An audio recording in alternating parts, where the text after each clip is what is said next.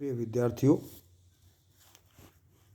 आज हम पुनः प्रसाद और निराला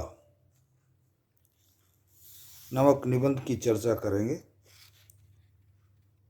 पिछली बार हमने इस निबंध के बारे में चर्चा करते हुए इस निबंध के निबंधकार नंद दुलारे वाजपेयी के बारे में जानना चाहा था और काफ़ी हद तक हमने उनकी जानकारियों को ले भी लिया था। जीवन परिचय हमने प्राप्त कर लिया था और कुछ इनके जो साहित्य के गुण थे, जो विशेषताएं थी, उनको भी पढ़ा। जैसे कि हमने जाना कि आप जो शुक्लेतर जो समीक्षा थी उसके लिए एक नए संबल के रूप में हमारे सामने आए। इसके अलावा छायावाद को अपने हिंदी साहित्य में प्रमुख स्थान दिलाने में आपका बहुत बड़ा योगदान रहा और इसके साथ साथ छायावाद में जो नवोन्मेष हुए थे, जो नवीन सौंदर्य था, जो सहृदयता थी, उनका मूल्यांकन भी आपने किया। और इसके साथ साथ ये भी माना जाता है कि आप शुक्ल के जो आलोचना थी या शुक्ल की जो समीक्षा थी उसके उत्तराधिकारी के रूप में जाने जाने लगे। ये खास बातें हमने पिछले व्याख्यान में देख ली थी। आज हम उससे आगे बढ़ते हुए कुछ और इनकी विशेषताओं को जानने की कोशिश करेंगे। यहाँ हम मूलतः चूँकि गद्य या निबंध के बारे में जान रहे हैं तो हम इनकी काव्य की विशेषताएं तो थोड़ी बहुत जानेंगे ही, लेकिन अधिकांशतः हमारा ध्यान एक समीक्षक के रूप में, एक आलोचक के रूप में, एक समालोचक के रूप में आपने किन विशेषताओं को अपने रचनाओं में शामिल किया, उस पर ही हमारा ध्यान अधिक केंद्रित रहा है और रहेगा। तो आपने अगली विशेषता जो है इनकी कहानी, इनकी निबंधों में, इनकी रचनाओं में या इनकी काव्य रचनाओं में जो रही उसको लेंगे। तो आप अपने साहित्य में युग की जो संवेदनाएं थी उनको ग्रहण किया और उस समय के जो कवि हैं, जो लेखक हैं या उनकी जो कृतियां हैं, उनकी वस्तुपरक आलोचना भी की। यूँ सामान्य आलोचना नहीं, आलोचना कैसी? वस्तुपरक। इस पर आप ध्यान दीजिएगा। किन किन की? उस युग के कवियों की या रचनाकारों की तथा उस युग की कृतियों की, उनकी। और किस आधार को लिया इन्होंने? उस युग की संवेदनाओं को। अगली विशेषता को हम ले सकते हैं कि आपने अपने इस कार्य में भाषा को एक साधन ही माना है, न कि साध्य माना है। कई बार स्थितियां विकट हो जाती है। यदि रचनाकार साधन को साध्य मान ले या साध्य को साधन मान ले तो फिर समस्या खड़ी होने लग जाती है और उस लेखक पर या उस निबंधकार पर एक प्रश्नवाचक चिन्ह लग जाता है। लेकिन आपने अपने रचनाओं में, अपने लेखन में ये कमी नहीं आने दी। फिर इसके बाद एक विशेषता और आती है कि माना जाता है कि आप शुक्ल के उत्तराधिकारी हैं या शुक्ल की जो विवेचनाएं हैं, समीक्षाएं हैं, उसी तरह की समीक्षाएं आप लिखते हैं और उनसे विचार भी का बहुत कुछ मिलते हैं। लेकिन हर विषय पर ऐसा नहीं है। छायावाद हुआ, प्रेमचंद हुए, निराला हुए, इन सब पर आपके विचार शुक्ल से काफ़ी भिन्न थे, काफ़ी अलग रहे थे और वो आपके इन निबंधों में भी और आपकी अन्य साहित्यिक रचनाओं में भी आपको दिखाई दे जाते हैं। और यहाँ तक कि कहीं कहीं पर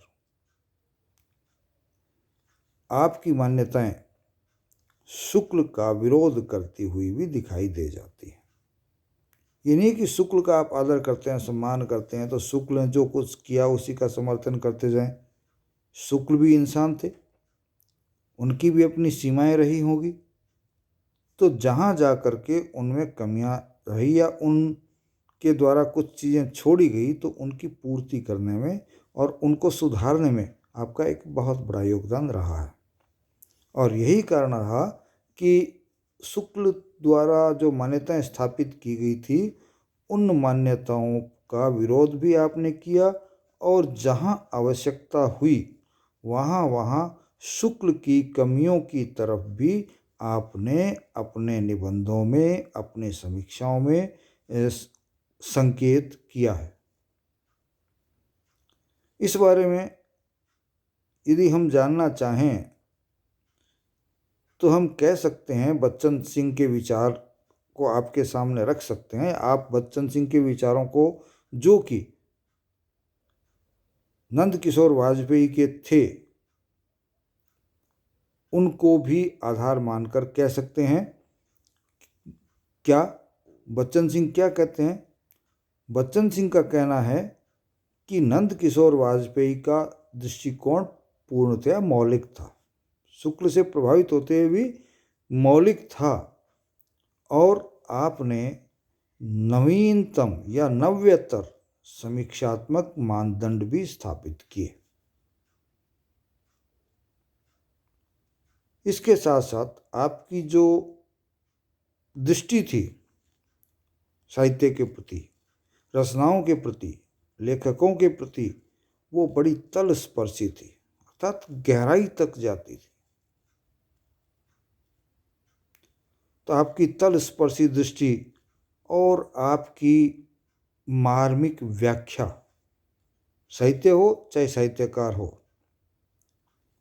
उसके कारण आप एक मूर्धन्य आलोचक हिंदी साहित्य में माने जाते रहे हैं। ये विचार किसके हैं? बच्चन सिंह के विचार हैं, जो नंद किशोर आचार्य के लिए हैं। अब हम आते हैं इसके साथ साथ उस निबंध की विशेषताओं के प्रति, या निबंध का उद्देश्य क्या रहा है उसके प्रति।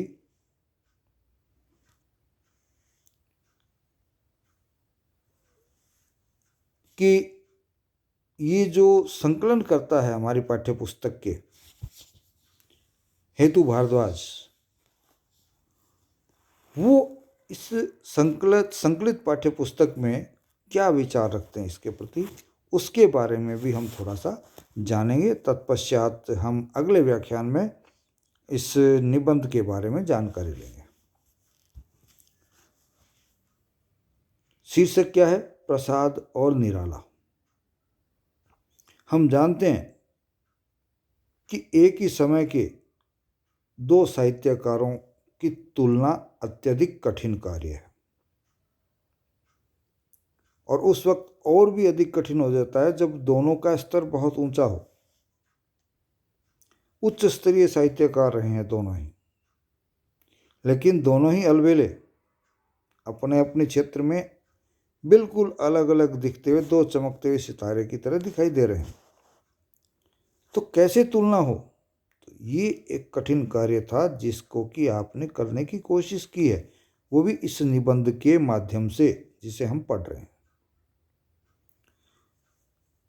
पहले हमने जब इनकी काव्य की विशेषताओं के बारे में जाना था तो ये छायावादी रचनाओं को इन्होंने मुख्य स्थान दिलाया। और देखिए, जो कवि इन्होंने लिए हैं इस निबंध में, वो दोनों ही क्या है? छायावादी है। प्रसाद को लेंगे तो भी छायावादी है, और निराला को लेंगे तो भी वो छायावादी है। दोनों ही छायावादी कवि है, दोनों ही प्रतिभावान कवि हैं। फिर अंतर कहाँ देखते हैं नंद किशोर आचार्य? वो देखते हैं कि निराला के साहित्य में, काव्य में जहाँ व्यापकता है, अर्थात विषय का क्षेत्र बड़ा है, विस्तारित है, वहीं प्रसाद का जो काव्य है उसमें अंतरंगता अर्थात दिल की गहराइयाँ बहुत अधिक है। आगे ना अंतर कर दिया इन्होंने।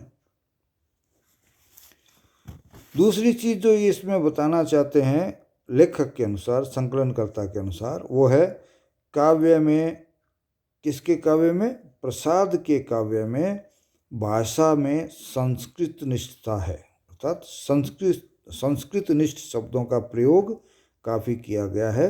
वाक्यों का जो निर्माण है वो भी संस्कृत को आधार मानते हुए किया गया है, जबकि निराला के काव्य में भाषा के नए नए प्रयोग मिल जाते हैं।